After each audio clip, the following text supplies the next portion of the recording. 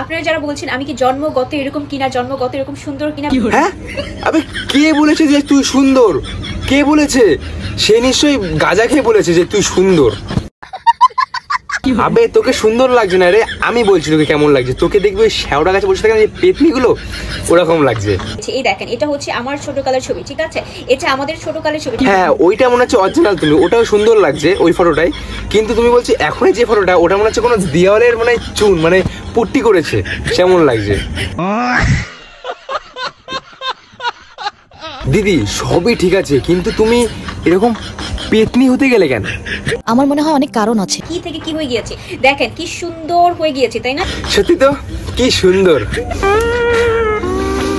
একটা আপু লিখেছে ফিল্টার মারছে। কোথায় ফিল্টার আপু? কোনো ফিল্টার না, এটা কিন্তু কোনো ফিল্টার না, ঠিক আছে? এই কোন আপু বলেছে ফিল্টার মেরেছে? তুই ভাই তুই জানিস না এখনো, তুই ভাই তুই দুনিয়া আছিস কেন?